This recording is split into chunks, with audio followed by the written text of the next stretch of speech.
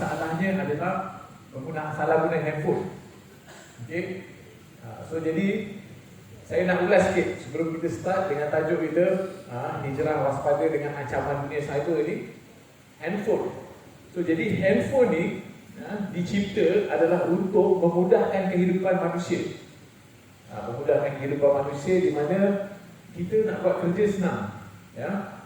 So jadi adik-adik dekat sini, adik-adik dekat sini semua, kalau daripada muda lagi, kehidupan dia sudah mudah, maka nanti sampai satu masa nanti dia akan mengalami masalah. So jadi handphone ni umpama sebuah pisau, di mana pisau ni kita boleh guna untuk kebaikan dan juga kita boleh guna untuk keburukan ataupun kejahatan. So jadi apa yang paling penting sekali ialah kita kena tahu macam mana nak menggunakan handphone dengan betul. Kerana dengan zaman sekarang, dengan teknologi yang kita ada, kita tak dapat lari daripada untuk menggunakan handphone. Kalau kita tak gunakan handphone, kita akan ketinggalan. Tapi kalau kita salah guna handphone, kita akan mengalami kerosakan. Okey? Alright. So jadi tajuk pada hari ini adalah berkaitan dengan ancaman dunia cyber. Jadi dunia cyber ni adalah macam dunia sebenar. Di mana dunia sebenar kita ada tempat untuk kita membeli belah, ada tempat komuniti di mana kita boleh berkumpul, berbual, ada tempat kita boleh belajar, kita boleh bermain muzik dan sebagainya. Tapi dalam dunia cyber pun sama juga. Sama juga. Tetapi bezanya ialah dekat dalam dunia sebenar ni kita ada panduan, kita ada agama, kita ada moral untuk kita menjalani kehidupan kita supaya kehidupan kita harmoni. Tapi di dalam dunia cyber tak ada. Tiada siapa yang mengawal dunia cyber, di mana adik-adik yang mengawal diri sendiri. Jadi boleh menjadi apa-apa yang dia nak jadi dekat dalam dunia cyber tu, dan boleh menyebabkan kalau kita salah bersilap langkah, kita mungkin boleh tersesat di dalam dunia cyber tu, dan akhirnya kita akan menjadi mangsa kepada penjenayah cyber. Because dalam dunia cyber tu sama macam dunia sebenar, ada orang jahat. Ada orang jahat yang sentiasa mencari mangsa untuk mengambil kesempatan. Okey? Jadi dalam tajuk ni saya nak topik yang kita nak discuss, nak bentangkan dalam tempoh masa sejam. Ada 10 topik. Kita akan go through one by one sehingga dan pada akhir sekali kita akan ada kajian kes dan juga akan ada, saya akan bagi quiz. So jadi sila tumpukan perhatian kerana quiz ini akan berdasarkan soalan-soalan ataupun syarahan saya pada pagi ini, di mana saya dibekalkan dengan ada 6 sampul surat berisi 1 to 9. Jadi saya untuk pendengar-pendengar yang menumpukan perhatian, okay, yang ditaja oleh pihak sekolah, Ustaz Aziz dan juga Ustaz Idris. So, jadi saya ada lebih daripada 17 tahun pengalaman di Cyber Security Malaysia. Bahasa dia adalah pahlawan cyber lah. Kita dekat Cyber Security Malaysia ni, kita seperti pahlawan cyber. Kita berbakti kepada negara, bukan kerana untuk kewangan, untuk menjadi kaya dan sebagainya, tetapi adalah untuk melindungi para netizen daripada menjadi mangsa kepada penjenayah cyber. Jadi sebelum kita start, kita cuba fahamkan dulu apa yang dimaksudkan dengan teknologi. Okey. Apa yang kita fahamkan tentang teknologi, basically dia adalah satu proses untuk proses yang komprehensif berasaskan aplikasi sains dan pengetahuan untuk dan yang diaplikasikan dalam berbagai aspek kehidupan. Itu adalah teknologi. Untuk apa? Kerana adalah untuk memudahkan kehidupan manusia. Ya. Jadi kenapa teknologi ini sentiasa dicipta adalah kerana manusia kita nak keselesaan, kita nak kehidupan yang lebih baik. Jadi apabila kita memperbaiki kehidupan kita, pelbagai teknologi dicipta dan handphone adalah salah satu daripada teknologi yang dicipta untuk memudahkan kehidupan kita. Seperti yang saya bagi tahu tadi, dia boleh dimudahkan untuk perbuatan-perbuatan yang baik. Dan dia juga boleh digunakan untuk mempermudahkan perbuatan-perbuatan jahat. Di mana penjenayah-penjenayah ni dia pun menggunakan teknologi juga. Jangan ingat diorang ni ketinggalan zaman ke apa ke, tetapi tak. Sebab diorang pun sama. Macam bahagian industri dia menggunakan teknologi untuk memudahkan kegiatan jenayah mereka. Tapi sebelum tu kita tengok apa kesan baik teknologi. So adik-adik kita tengok dari segi komunikasi kita mudah. Kalau kita mengalami zaman pandemik, susah nak berurusan dengan cikgu. Jadi adanya WhatsApp, adanya Google Meet, GM, di mana Google Meet ni kita boleh berkomunikasi. WhatsApp kita boleh hantar emoticon, kita boleh hantar message, kita boleh hantar voice. Di mana komunikasi tu sebelum ni dia terhad, sekarang komunikasi tu mudah. Dari segi pendidikan kita boleh belajar macam-macam. Dekat online, dekat YouTube ada banyak video yang boleh memberikan kita pengetahuan baru. Kelas PDPR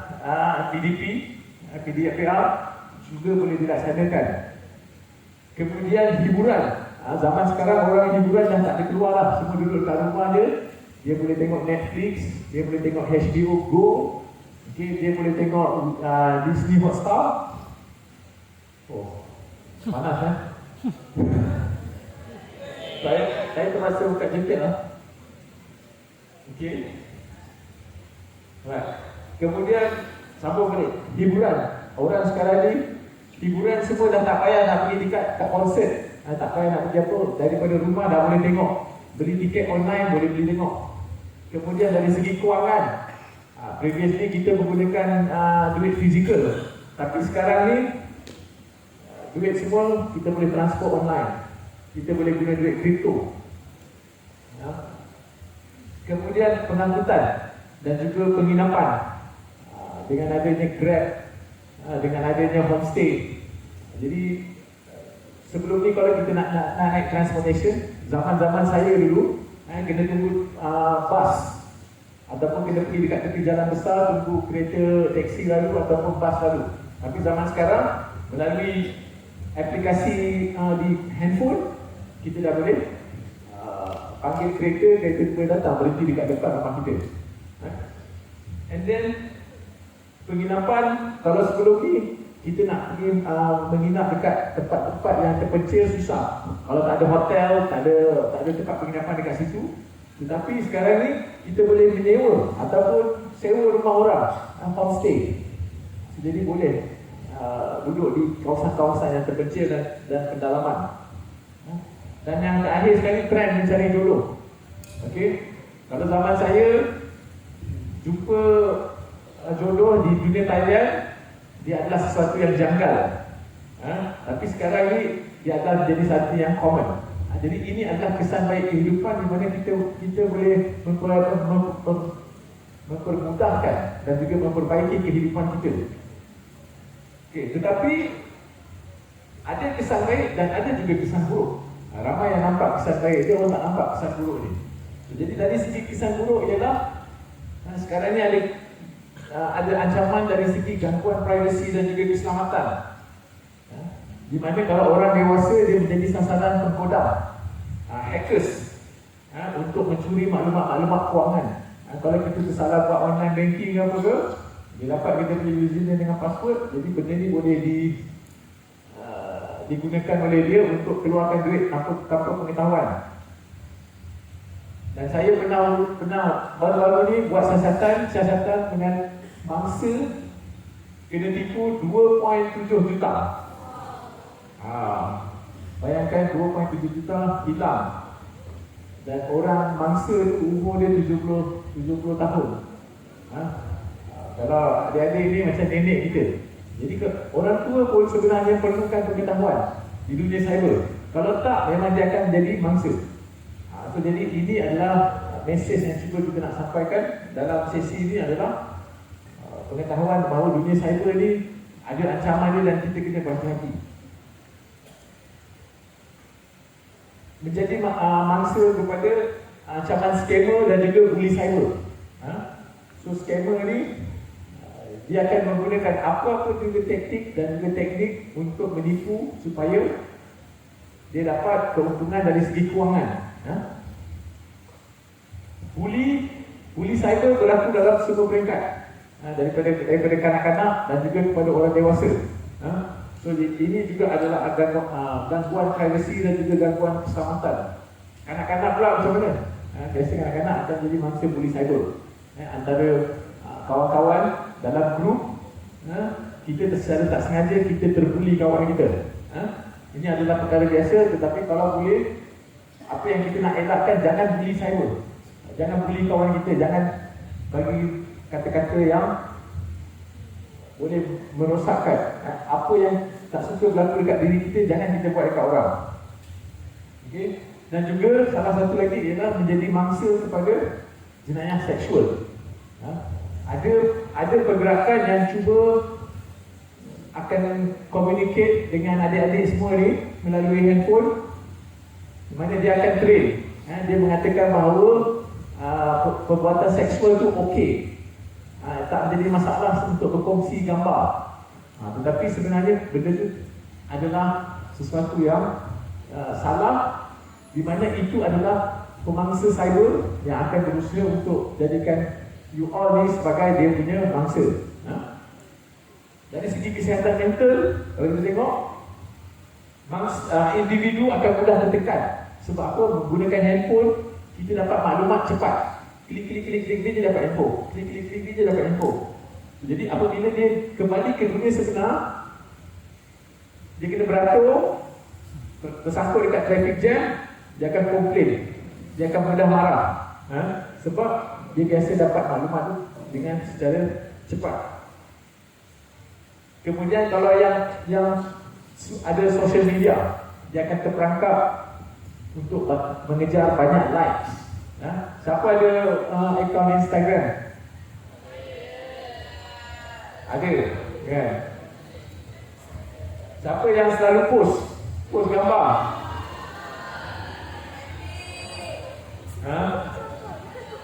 So siapa yang ada tu bukan dia tak salah untuk ada akaun social media, tetapi jangan terperangkap untuk mengejar likes.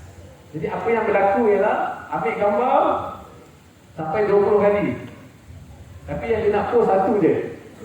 Lepas tu dia telah berusaha 20 kali tu ambil gambar dia tu dapat likes 2 je. Lepas tu dia marah. Ada yang terperangkap dalam masalah ni. Kemudian ketagihan dopamin. Ketagihan dopamin ni maksudnya dia menemui kegembiraan, ketenangan bila dia ada dekat dunia cyber. Because sebenarnya apa yang berlaku dalam pemikiran itu akan menghasilkan tindak balas kimia, nama dia dopamin, dan dia menjadi gembira. Contohnya kalau tengok TikTok, dia lalai, reka. Tapi sebenarnya apa yang berlaku ialah chemical endorphin itu disebarkan dalam kepala dia, menyebabkan dia gembira dan dia lalai dan dia seronok. Tapi sebenarnya dia ketagih benda tu. Dan juga menjadi masalah mental ni punca dia ialah kerana terlampau banyak menyerap kandungan-kandungan negatif.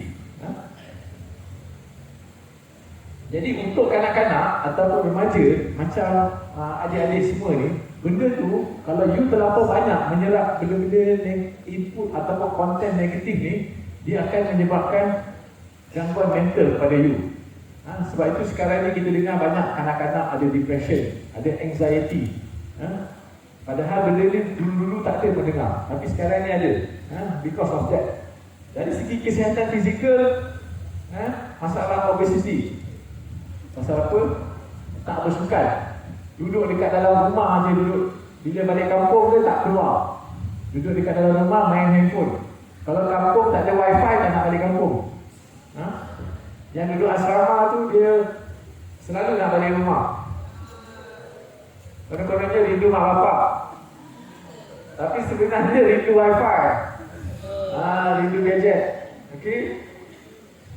Tapi bila dia terlampau lama main game, Mobile Legend, Roblox dan sebagainya, boleh menyebabkan masalah mata. Mata boleh jadi juling, tangan boleh sakit, badan boleh sakit. Dia ada masalah kesihatan sebab tu bila you terperangkap dalam dunia cyber tu, you tak sedar masa berlalu. Itu masalah fizikal. Kemahiran sosial.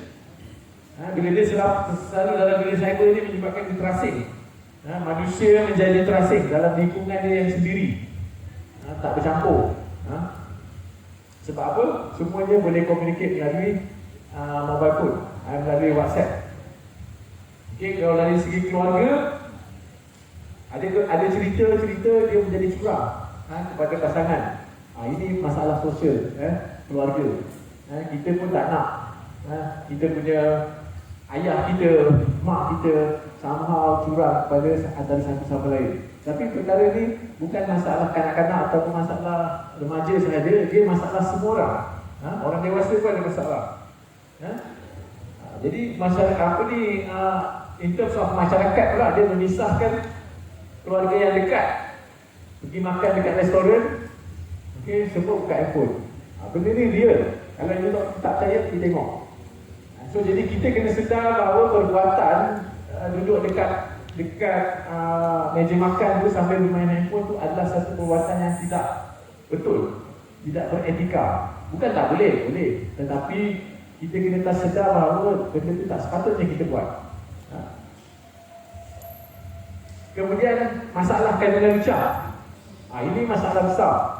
Masalah kandungan lucah, di mana kajian menunjukkan lebih daripada 85% di kalangan kanak-kanak telah menonton kandungan lucah atas kehendak dia sendiri. Ini yang memang sengaja cari, yang memang sengaja Google. Bukan lelaki dia, perempuan pun ada. Ini bukan lagi kita fikir something yang tiba-tiba je keluar, iklan-iklan yang seksi. So jadi macam mana kita bertindak balas dengan tu? Adakah bila kita tengok astagfirullah ataupun lagi ke depan? So jadi orang dewasa ketagihan kandungan lucah, kanak-kanak terdedah. Kalau yang tak tahu tu tiba-tiba ada orang share, keluar iklan, itu adalah kesan negatif. Kemudian memang ada jenis yang menghasilkan kandungan lucah, untuk dijual produk apa semua, dia pakai seksi apa semua. So ini adalah pengaruh negatif. Kemudian adalah masalah kebergantungan ketagihan teknologi. Dia tak guna otak dia untuk mengingat. Tak boleh nak congak pun. Kalau nak congak pun kena ambil handphone. Apa-apa tak payah nak ingat. Sebab apa? Sebab Google ada. Apa-apa semua Google. Jadi dia akan ada masalah. Sebab apa? Dia tidak menggunakan otak dia untuk berfikir, untuk mengingat, untuk buat kerja. Kalau yang bergantung ataupun yang ketagih permainan online, dia pun ada masalah. Sebab apa? Bila dia bayangkan dia dah fight untuk sampai ke level tu, ataupun sampai level tu 2 jam. Lepas tu bila dia main, kawan dia dekat online tu tak ikut arahan dia, menyebabkan dia mati. Walaupun kita kata alah mati je pun, tapi pada pemain grup yang ketagih ni, dia anggap benda tu adalah sesuatu yang besar. Betul ke?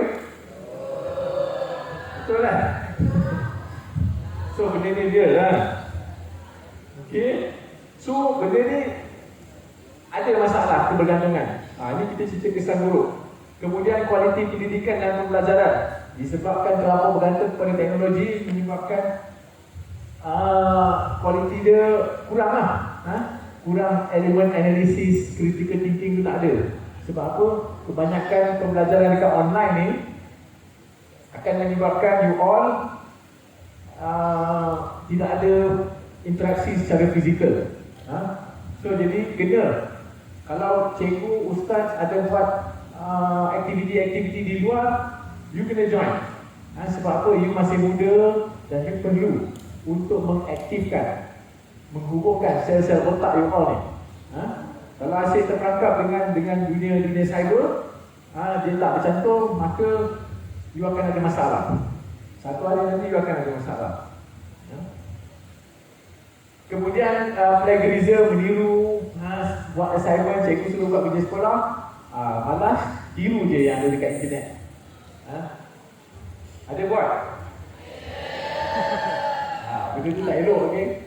Kalau untuk jadikan sebagai rujukan, boleh. Tapi kalau tiru 100%, benda tu tak baik. Okey. Okey, next, masalah keganasan online. Kita tak boleh nak elakkan benda ni. Sebab apa? Cerita yang best-best semua akan lawan, akan bunuh, lawan bunuh, darah, tu semua. Jadi akhirnya benda ni akan menjadi sesuatu yang biasa pada kita. Bila tengok darah apa semua, kita pun dah tak ada kesan, tak ada rasa kesian pun. Kalau dalam dunia WhatsApp, dalam family tu ataupun dengan kawan-kawan yang biasa guna bahasa-bahasa yang kasar, maka bahasa-bahasa yang kasar ni akan menjadi satu kebiasaan pada you. So jadi benda ni pun kena hati-hati. Benda-benda accident, bunuh-bunuh, jangan tengok. Okay? Kemudian masalah pencemaran lah. Bila ada teknologi ni dah ada banyak apa semua, main buang batu-batu, dia boleh menyebabkan pencemaran kepada dunia. So ini adalah antara kesan-kesan negatif, kesan-kesan buruk, dan benda ni real. Benda ni memang berlaku, somehow kita tak sedar. Dan satu lagi, maklumat tu bergerak pantas dalam dunia cyber. Yang ini kita boleh kategorikan dia sebagai perkara yang baik, kita juga boleh kategorikan dia sebagai perkara yang tak baik juga. So you all kena tahu bahawa dekat dunia cyber, berita tu mudah tular. Okey, kalau kita tengok pada jam yang pertama, Twitter, social media. Okey, jam yang kedua, berita TV3 dan sebagainya. Okey, jam yang ke-8 masuk dekat dalam internet Google. 12 masuk orang akan buat blog. 24 jam akan keluar dekat online newspaper. Jadi maklumat tu cepat. Nak diviralkan sesuatu perkara itu cepat. Okey. So jadi dengan adanya macam ini, kita perlukan satu panduan. Kita perlukan macam mana nak menjalani kehidupan yang betul, yang baik dekat dunia cyber, supaya adik-adik semua, you all semua ni, bayi-bayi anak-anak saya, boleh menjalani kehidupan yang betul sebelum you menjadi dewasa. Kalau you dah jadi dewasa, jadi mungkin you ada pengetahuan, you boleh cari pengetahuan tu untuk improve. Awak semua boleh improve diri awak. Tapi sekarang ni, awak tak ada kemampuan tu, kena belajar, kena ambil tahu bahawa ada bahaya dekat dunia cyber ni, dan kita perlukan panduan. So jadi panduan dekat dunia cyber ni, kita panggil sebagai etika. Etika ni ialah sesuatu yang kita laksanakan dalam kehidupan kita. Kalau dunia sebenar, kita ada mak ayah kita. Mak ayah kita boleh tolong kita. Kalau jalan tu, okey, kena duduk, cakap kena baik-baik dengan orang tua. Tapi dunia cyber tak ada. So, jadi kita kena tahu ada etika dekat dunia cyber. Macam mana kita nak menjalani kehidupan dekat dunia cyber, macam mana kita nak berinteraksi dengan dalam dunia cyber ni, ini akan menjadi panduan kita. Adab-adab di dalam dunia cyber. So ada teknik dia. So jadi apa dia punya asas dia untuk etika cyber ni? Asas dia ialah perasaan empathy. Okay, siapa tahu mas empathy?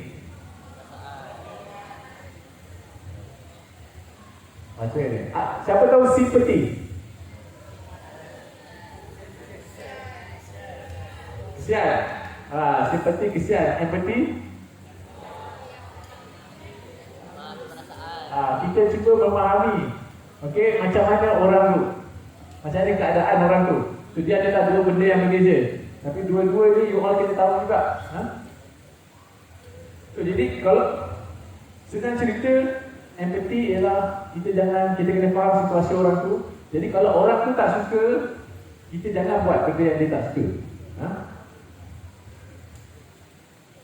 Jadi macam mana kita nak treat dekat dalam dunia cyber tu, orang tu sama juga. Sebelum kita nak type apa-apa, sebelum kita nak hantar apa-apa, kita fikir benda ni. Fikir dulu sebelum speak. So, jadi untuk fahamkan lagi apa maksud etika cyber ni, kita tengok etika cyber dengan undang-undang cyber.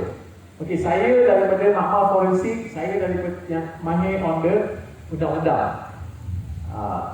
Jadi bila you all buat kesalahan yang menyalahi undang-undang Malaysia, you all boleh dihukum. Dan yang mencari maklumat supaya sabit yang menyiasat sabitkan dengan kesalahan itu adalah tim saya. So saya dapat melihat orang tu, apa yang berlaku dia selepas polis tangkap dia. Selalunya kita tengok dekat berita polis kena tangkap, lepas tu kita tak tahu dah. Kita tanya polis, apa yang berlaku? Sekarang ni masih dari dalam siasatan. Saya tak boleh nak cakap apa-apa, ada siasatan. Jadi kita orang yang siasatan tu. Dan kita dapat melihat kerosakan-kerosakan yang berlaku di kalangan pelajar. Waktu bercinta, ini pelajar universiti. Waktu bercinta, rakam macam-macam. Lepas tu bila dia dah putus, disebarkan. Satu universiti disebarkan. Apa yang betul? Okey. So, dan mangsa, which is obviously yang mangsa tu kaum wanita, yang buat tu orang lelaki. Tapi dia pandai. Gambar dia tu dia blurkan. Gambar perempuan tu dia tak blurkan. So yang itu memang boleh masuk penjara lah. Tapi apa yang saya nak sampaikan ialah penderitaan mangsa. Memang real. Dia tak tahu dunia cyber ni pada dia adalah segala-galanya. Kawan-kawan dia semua ada dekat situ. Jadi bila reputasi dia dekat dunia cyber rosak, seolah-olah macam kehidupan dia rosak, sampai ke level nak bunuh diri pada. Okey. So jadi etika cyber ialah tak ada hukuman. Apa yang orang akan label dia sebagai dia ni tak bermoral, dia ni biadab, jadi kurang ajar. Itu. Tapi kalau dekat dunia, kalau undang-undang cyber, dia boleh ditangkap, dihukum, masuk dalam penjara. So jadi kalau undang-undang cyber ada polis, tetapi etika cyber ni tak ada orang. Kita harap kat siapa? Kita harap kat netizen. Kita harap dekat tentera bawang. Pernah dengar tentera bawang? Nak dengar? Tentera bawang pun ada dua. Tentera bawang yang negatif, tentera bawang yang positif. Kalau you nak jadi tentera bawang, jadilah tentera bawang yang positif. Okey? Memberikan komen-komen yang membela. Kalau tentera bawang yang negatif dia memberikan komen-komen yang menghancurkan, memusnahkan. Tak bagus. Jadi apa yang menyebabkan, apa yang berlaku kalau kita langgar etika cyber? Okey? Menyebabkan salah faham, bergaduh, perkara kecil gaduh. Sebab apa? Bila kita type dekat WhatsApp ni, komen-komen yang kita baca salah faham boleh menyebabkan pergaduhan.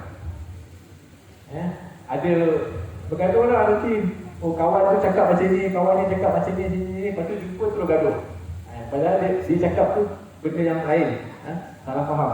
Dia merosakkan maruah diri, maruah keluarga dan juga maruah negara.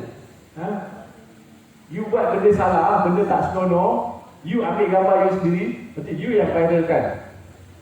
Itu you menjatuhkan maruah you sendiri. Kemudian merosakkan image dan juga maruah orang lain. Sengaja dia ambil gambar orang tu, Lepas tu viralkan gambar dia. Perkara itu tak elok, merosakkan keharmonian masyarakat. Ini langkah etika cyber, menyebabkan kerisauan, kemurungan dan tekanan perasaan pada diri dan juga orang lain. Benda ni tak sepatutnya berlaku, tapi dia berlaku. Tapi tak sampai masuk penjara. Tapi perbuatan ni elok ke tak elok? Tak elok kan? Okay, you kena tahu bahawa perbuatan ni tak elok. Jangan nanti kalau orang tanya, saya tak tahulah benda ni salah, saya tak tahulah benda ni salah, tak mahu. Jenayah pula. Okey, apa yang dikatakan dengan jenayah?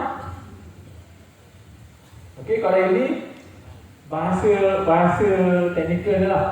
Sekiranya ikut undang-undang, apa benda yang ucap, sumbang, palsu, mengancam, jelik, yang itu. So, senang cerita, perkara-perkara yang sensitif melibatkan 3R.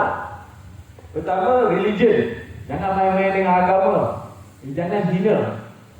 Post apa-apa yang pelik berkaitan dengan agama.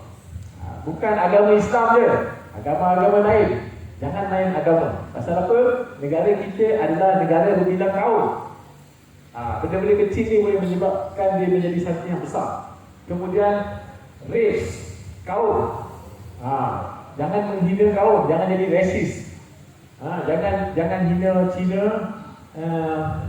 India, Kadazan ke ataupun bangsa, tak boleh.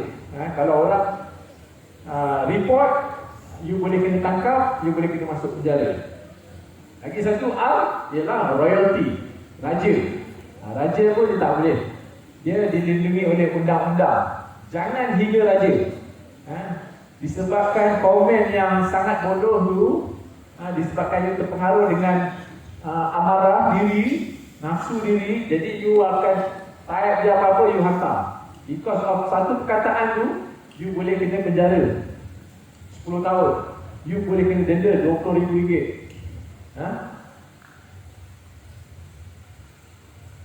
Okey, kesan dia apa? Yang ini, kalau tengok kesalahan komunikasi, maksimum boleh pergi kepada RM50,000. Penjara setahun. Ini kandungan jelik.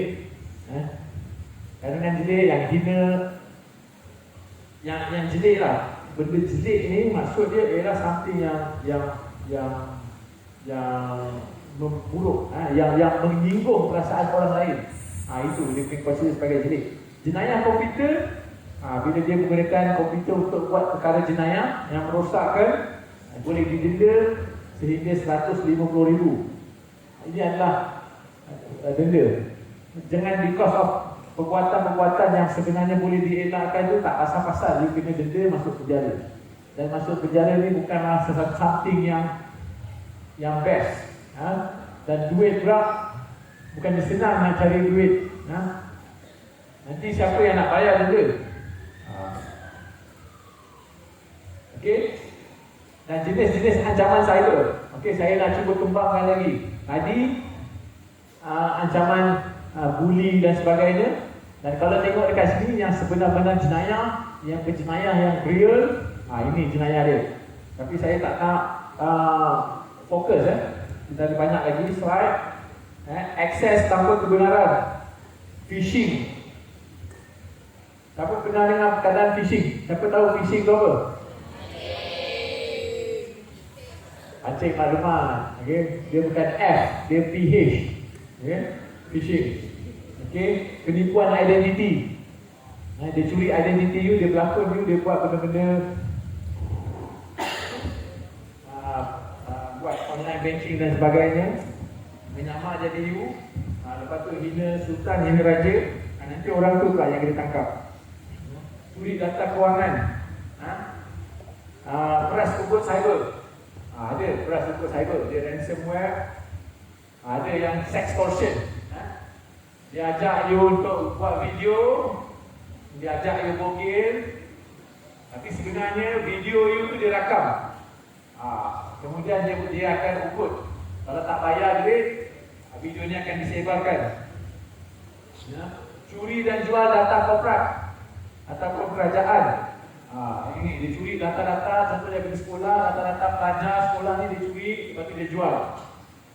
So dia tahu Pelajar sekolah Santak ni, keputusan dia apa? Keputusan SPM dia macam mana? So jadi dia dapat maklumat pelajar, terus tiba-tiba je awak terima surat tawaran daripada kolej swasta itu, kolej swasta ini, padahal dia tak apply pun. Itu maknanya dia punya data tu telah dicuri. Ada orang curi lah. Dia tahu lah nak jual data dia kat siapa.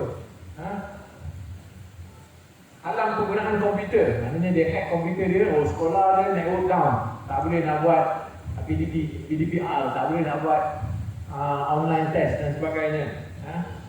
Sabotaj lah. Guna sumber komputer tanpa kebenaran untuk lombong mata wang kripto. Dia hack komputer orang, server orang. Dia komputer tu dia ubah swipe untuk buat mining. Mining tahu tak? Tahu? Hebat. Cryptocurrency tahu? Okay. Maknanya you all advance So ada yang buat macam tu untuk mining, because mining ni dia akan mahal, dia guna elektrik yang banyak. So jadi dia malas ataupun dia tak nak bayar, dia guna orang punya komputer. Menyebar kandungan jelik, kandungan yang menghina, kandungan yang lucah, kandungan yang menyakitkan hati orang lain. Dan juga salah guna rangkaian komputer, ni sama macam tadi. Ini jenis-jenis ancaman cyber, kalau you buat, boleh kena tangkap, boleh kena penjara, boleh kena denda. Panduan etika cyber ada banyak dekat situ.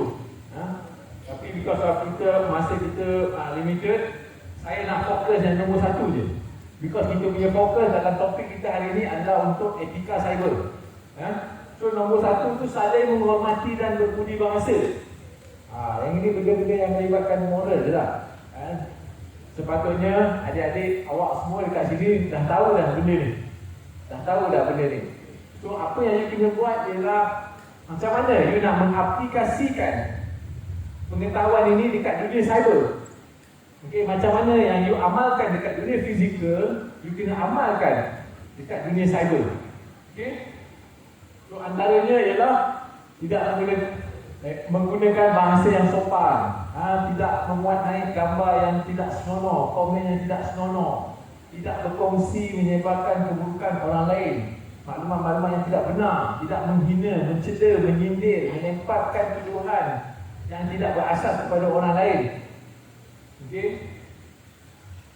Tidak menyebarkan maklumat palsu yang belum sahih, belum pasti kesahihan dia. Kadang-kadang you niat nak bergurau je, tetapi you type dekat dalam dunia internet ni, dia boleh dicapai oleh satu dunia. So you ingat, saya nak gurau dia dengan dia, tapi orang lain boleh baca. Dia boleh melakukan kerosakan tu. So you all awak semua kena faham kesan apa yang awak type tu. So jadi berhati-hati sebelum awak type. Kalau awak dah type, awak kena bertanggungjawab dengan apa yang awak type tu. Itu yang paling penting. So jadi selain daripada itu, kalau tengok dekat sini, bertindak dengan rasa empati, sedar dengan apa-apa jejak cyber, apa yang kita type buat dekat dunia cyber tu, dekat social media tu, semuanya tu ada jejak. Orang forensik boleh trace. Boleh trace awak, siapa yang buat, awak hantar daripada mana, benda tu semua boleh di-trace. So panduan etika cyber, you kena lindungi harta peribadi, data laluan, data peribadi dan data laluan, hormati privasi hak orang lain, amalkan kebersihan cyber yang baik, maknanya install antivirus, install anti-malware, selalu kemaskini komputer ataupun peralatan gadget, bijak dalam media sosial, waspada dengan ancaman phishing. Jangan main klik-klik dia URL yang you tak kenal. Entah-entah itu daripada siapa, daripada penjenayah cyber, you klik. Waspada ketika klik. Dan patuhi undang-undang negara. Ini panduan etika cyber. Panduan untuk, kalau you follow ni, you mesti selamat. Sama juga macam benda sebenar, kalau you follow patuan-patuan yang diamalkan oleh agama kita, you tak masuk neraka. Ni you follow ni, you takkan mengalami kesusahan. nilai yang harus diamalkan. Ini nilai ya, value. Nilai dia ialah you kena bertanggungjawab. Dekat dunia cyber, you kena bertanggungjawab. You tak boleh ada mindset kata aku tanya dia bukan tahu siapa aku boleh create profile palsu.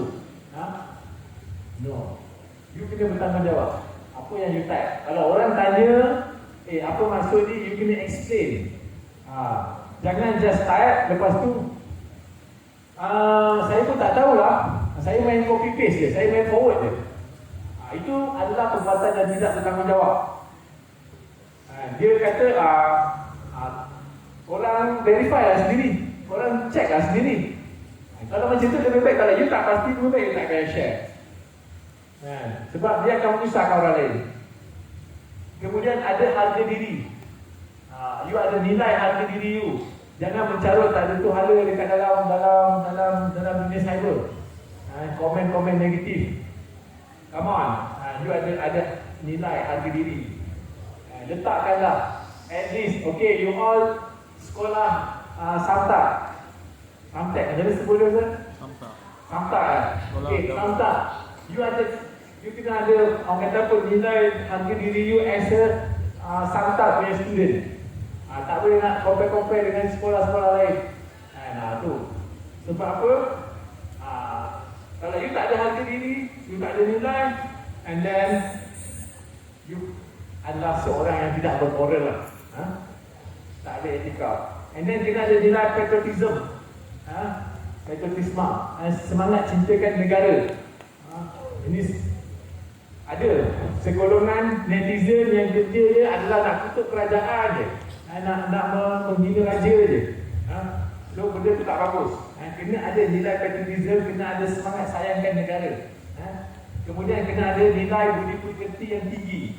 Budi pekerti ni, inilah berbudi bahasa ni. Kemudian nilai kesederhanaan. Kita kena sederhana dekat dunia cyber, jangan terlampau menonjol. Sama ada menunjukkan, okey katakan you score exam, you akan share. You share. Apabila kita keterlaluan melampaui batas, benda tu tak elok, orang akan benci, orang akan menuat.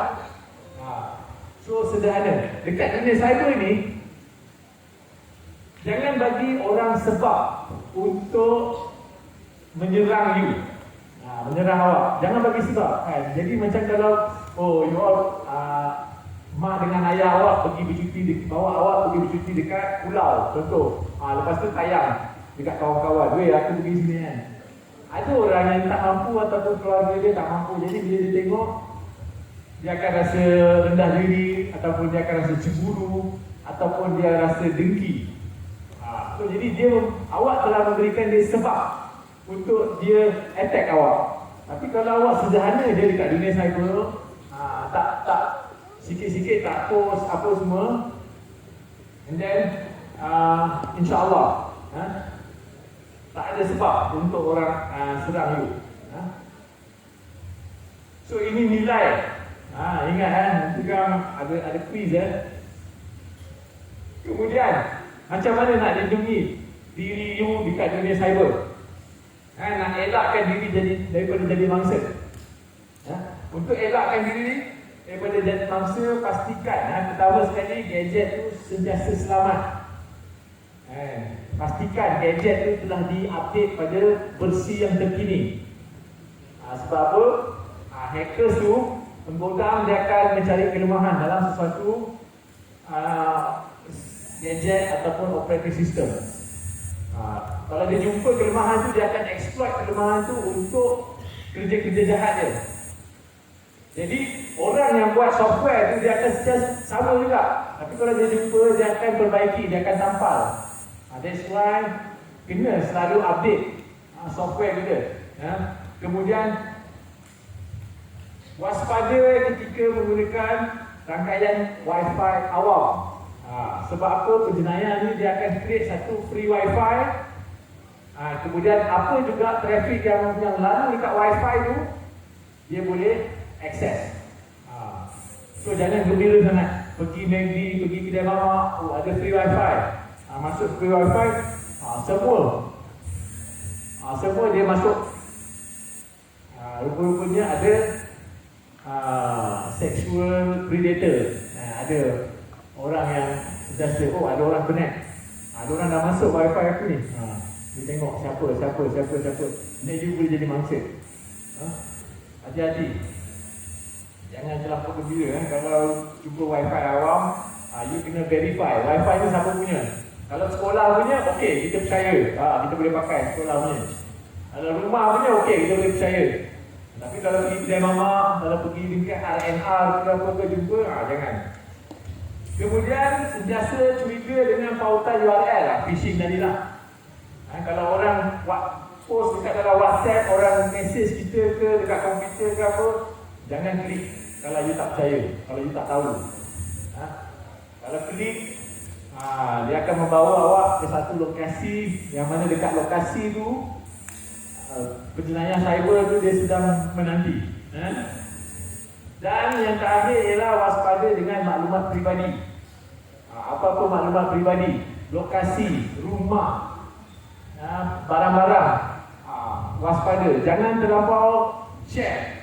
Sikit-sikit nak share, sikit-sikit nak update, nak like, kejar likes, kan? So hati-hati, jangan oversharing. Sharing is caring. Oversharing is pernah dengar? Sharing is caring, kan? Bahasa itu pernah dengar? Oversharing is dangerous. Oversharing is careless. Kalau you terlebih share, you try. Tersebut ayat dia. Try. Lemah. Oversharing is lemah. Okay? Jadi jangan terlampau share. Jangan cemburu kalau orang tu terlebih share. Relax, cool, sederhana dekat dunia cyber. So jadi dekat dunia cyber, say what you need to say, less of what you want to say. Ini apa yang you perlu je, you share. Zaman sekarang, of course, kita tak ada nak buat apa, kita kena share. Sebab apa? Kita nak build kita punya reputasi. Nanti kalau pergi nak masuk sekolah asrama ataupun nak masuk universiti, nak minta beasiswa, orang tu akan interview, dia akan Google nama you. So bila Google, dia kena tinggalkan jejak cyber yang positif, kan? So tapi bukan apa yang you nak cakap. Kalau nak ni apa? Kehendaknya apa? Kehendaknya adalah nafsu. Nafsu ni memang dia memang tak akan habis, Okey. So secara kesimpulan dia, pengguna internet perlu untuk mematuhi etika cyber. Mesti ada panduan. You tak boleh rasa macam sesuka hati je you nak type bila berkomunikasi dekat dalam talian. Kerana bila kita komunikasi dalam talian tu, kita komunikasi dengan manusia juga dekat sebelah sana. Bukannya you komunikasi dengan mesin. You ingat you type dekat handphone ni, mesin yang akan jawab. But actually tak. Akan ada the real human, manusia yang sebenar dekat sebelah sana.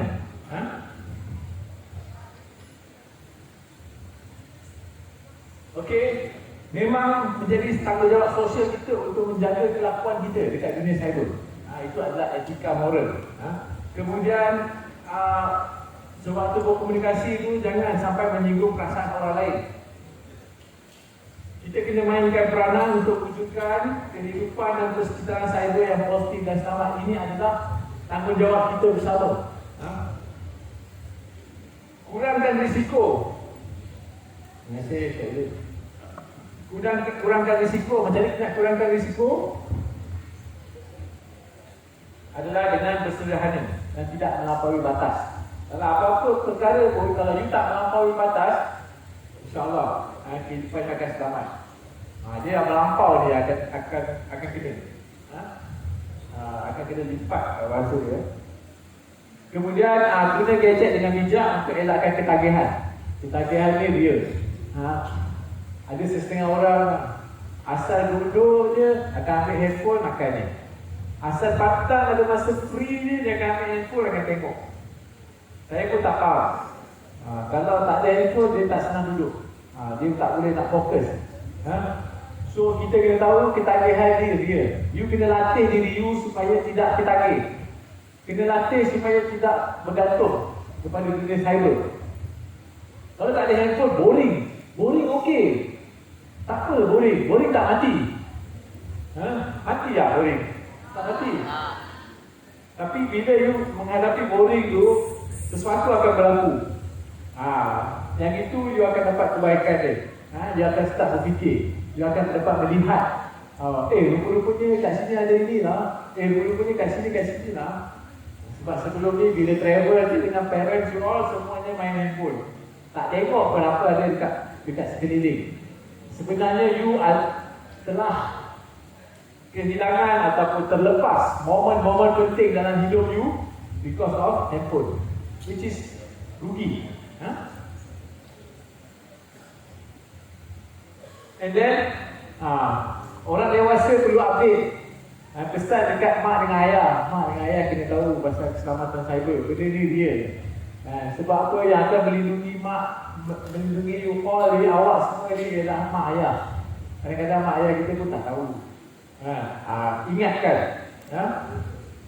Ingatkan diorang untuk ambil tahu apa yang ada dekat dalam dunia TikTok, apa yang ada dekat internet, apa semua. Jangan pula you tahu benda tu, lepas tu jangan beritahu ayah. Nanti kalau ayah beritahu, kita tak boleh tengok. Itu tak bagus, tak elok. Okey. Inilah sesuai dengan tema hijrah ni. Apa yang saya nak sampai adalah hijrah ke arah kebaikan di dunia cyber ni. Jadi sebelum ni dekat dunia cyber, you punya pembawaan, you punya kelakuan macam itu. Sekarang ni berhijrah, bertukar dengan information yang saya bagi ni, yang Ustaz Yazid dan Ustaz Idris usahakan ni. Saya datang daripada Cyberjaya, okey? Tahu? Semata-mata untuk memberi pengetahuannya you all ambil tahu. Nanti setelah ini saya bagi dengan Ustaz Yazid, minta Ustaz Yazid ni saya punya email, minta emailkan kepada saya nak bagi dekat mak dengan ayah saya. Okey? Okey, clear? Ada apa-apa soalan sampai sini? Yes.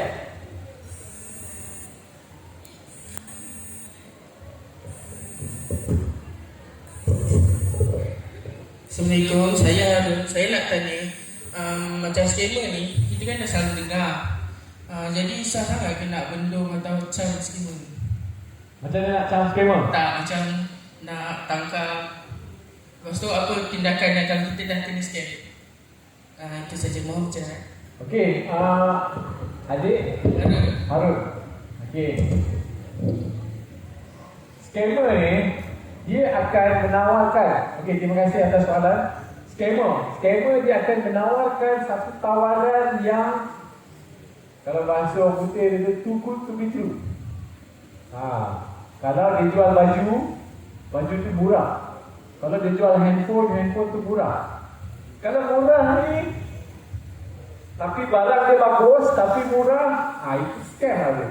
Tak ada dalam dunia ni barang yang bagus lepas tu murah.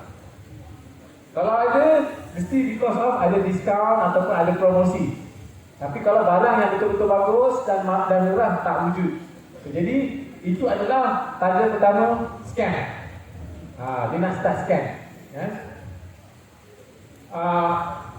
Kemudian dia akan suruh you buat keputusan pada waktu itu juga. Dia akan cakap, okey, adik, sekarang ni je waktu dia. Sekiranya adik terlepas ni habislah. Dia akan suruh waktu tu juga untuk buat keputusan. Itu kebarangkalian besar dia untuk scammer tu adalah tinggi, sangat tinggi. Dan kalau kita scam, you boleh lapor kepada Cyber 999 ataupun lapor kepada pihak polis. Dan polis akan memberi bantuan. Untuk Cyber 999 saya akan bagi tahu. Okey. Okey, Adik Harun. Okey. Pertama tadi apa? Pertama, murah. Too good to be true. Itu murah. Kedua, dia akan memaksa. Dia akan suruh you buat itu jam juga. So ingat, kalau yang ini je, mesti ada elemen-elemen penipuan. Right. Okey, saya tutup dulu soalan. Sebab kita tak ada masa. Kita tengok case study. Case. Okey, dekat video saya ni, kuasa viral tu real. Macam saya cakap tadi, 24 jam, satu hari, satu Malaysia dah boleh tahu. Satu dunia dah boleh tahu. Ya. So jadi, kita tengok dalam kes kuasa viral.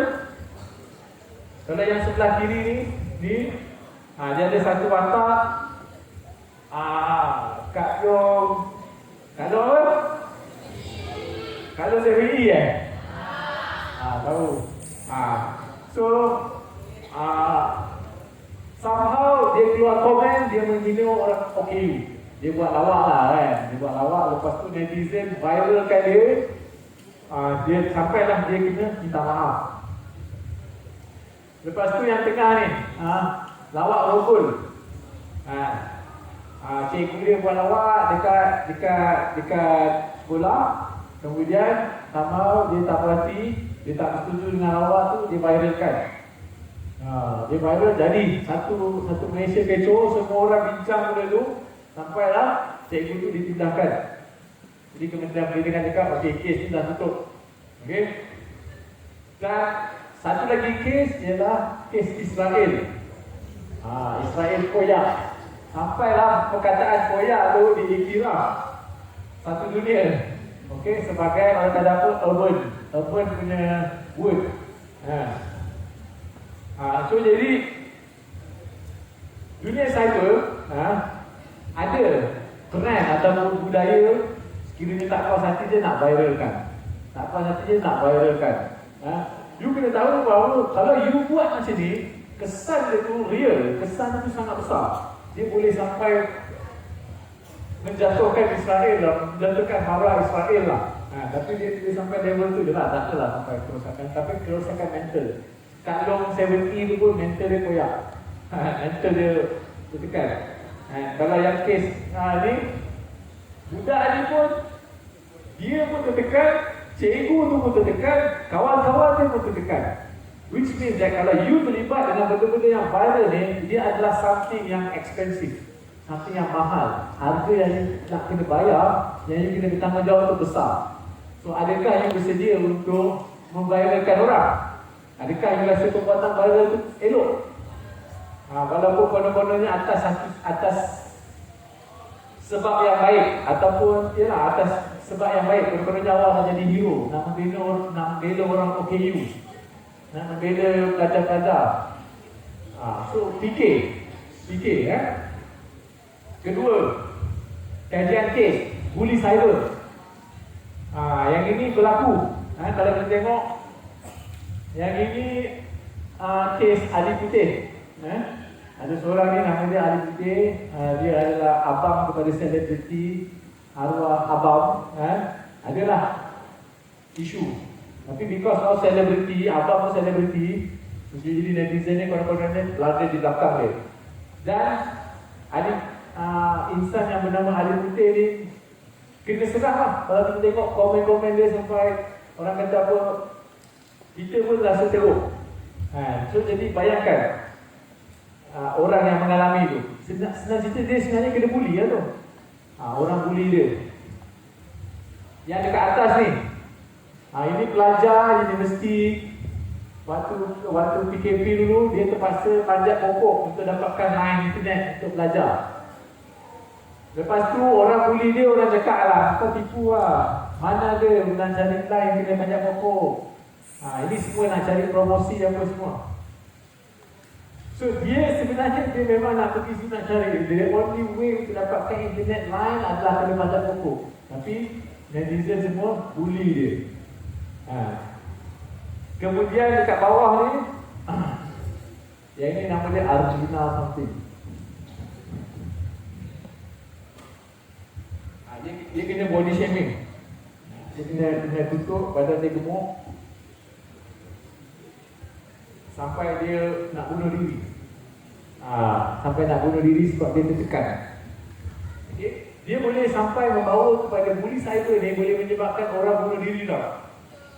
You jangan ingat benda ni adalah something yang simple. Dan jangan bully cyber.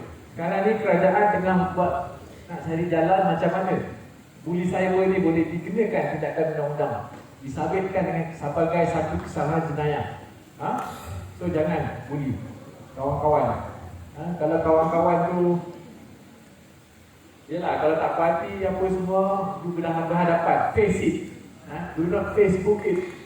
Tapi you orang bukan generasi Facebook. Diorang ni generasi TikTok kan. Kalau ada problem, jangan TikTok kan problem tu. Hadapi problem tu, berhadapan dengan problem tu. Ini contoh lagi satu kes bully cyber. Okay, because of dia gaduh dengan dia melanggar macam something jalanan, kereta pelanggar, dia keluarkan apa ni, kunci ni. Lepas tu netizen come out dengan campaign, stop dia, come out dengan ni. Ni dia kena bully juga lah. Kemudian berita palsu, kes berita palsu, fitnah cyber. Apa lagi nama dia? Kita boleh jenamakan dia sebagai bahasa yang lebih baik tapi apa pun dia adalah sama.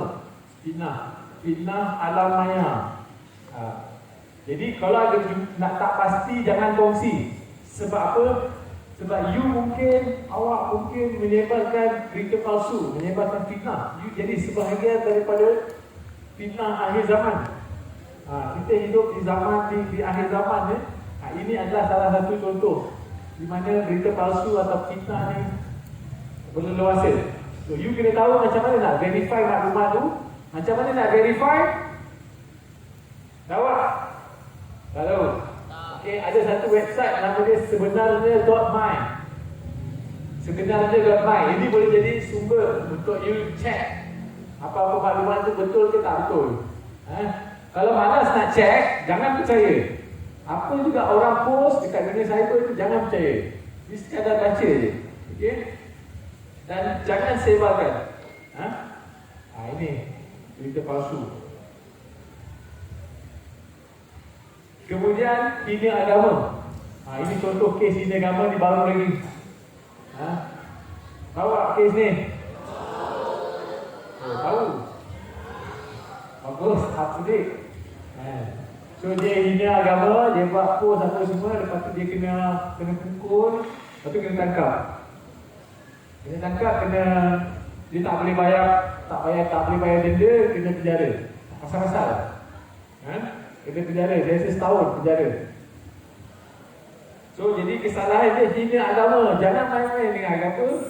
Bukan agama Islam je, agama lain juga. Kalau you hina, you boleh kena tangkap. Okay. Kemudian cetak rompak.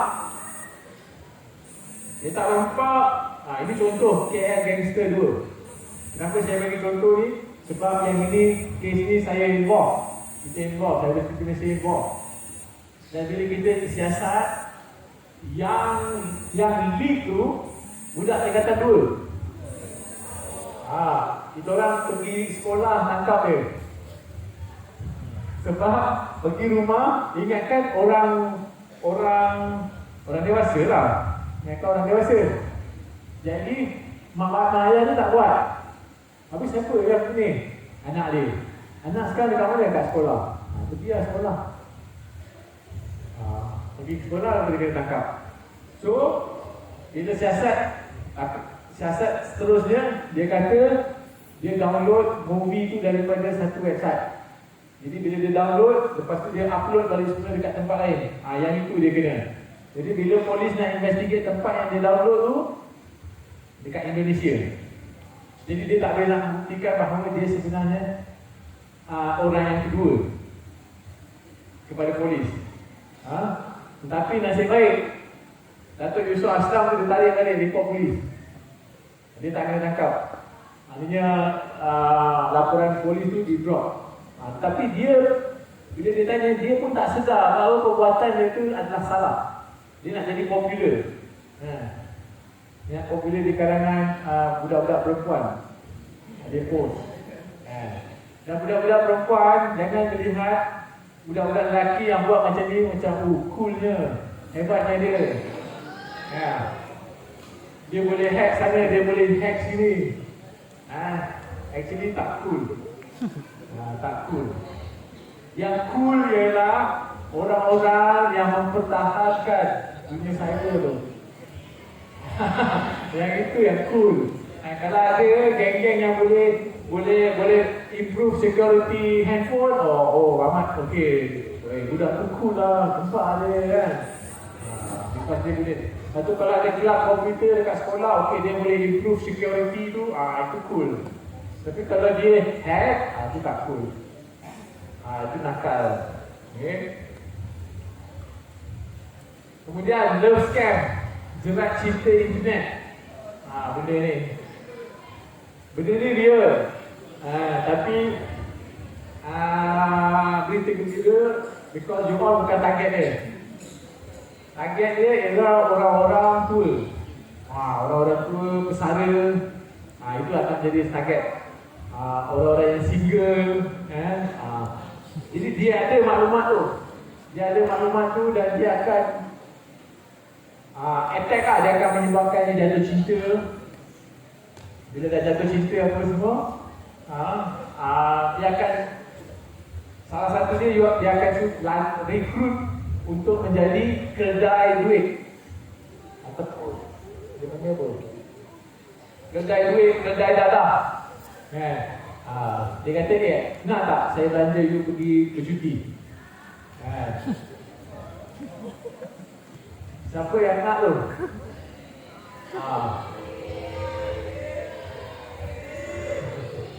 Okey. So jadi apa yang dia buat? Okey, dia kata nak. Jadi nak kan? Okey. Jom kita pergi shopping. Dia belikan bag apa semua. Dia tahu bag tu.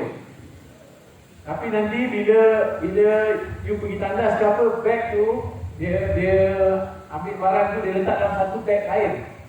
Bag tu sama, tapi bag tu dia dah ubah suai. Dadah ada dalam tu.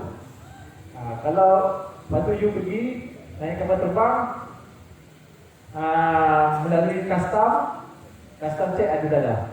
Lepas tu kena tangkap lah. Kalau you kena pergi melancong dekat Argentina, you terperangkap dekat Argentina, masuk penjara Argentina, menyusahkan mak bapak nak pergi melawat, nak pergi Argentina.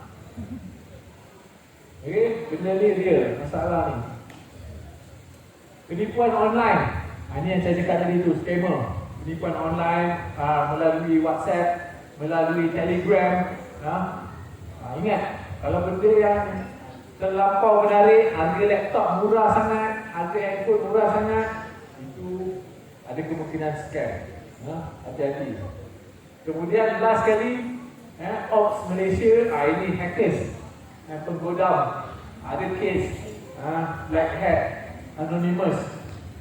Ini sama lah mesej yang nak beritahu tu. Ada orang, dia budak lelaki belajar nak hack because apa, dia nak impress budak perempuan.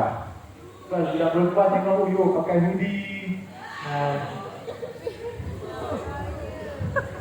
pakai hoodie, boleh hack sana hack sini, cool kan, lepas kat cyber cafe. No, the idea is wrong. Idea tu tak betul. Because apa, boleh kena tangkap. So jadi kalau ada masalah, ada apa-apa insiden, okay, you Google Cyber 999, okay, boleh report dekat sini. Dekat sini apa yang dia akan buat ialah dia akan bantu macam mana untuk you handle case you. Macam mana nak berinteraksi. Ataupun laporkan insiden tersebut ke PDRM. Alright. So dengan ini saya menamatkan saya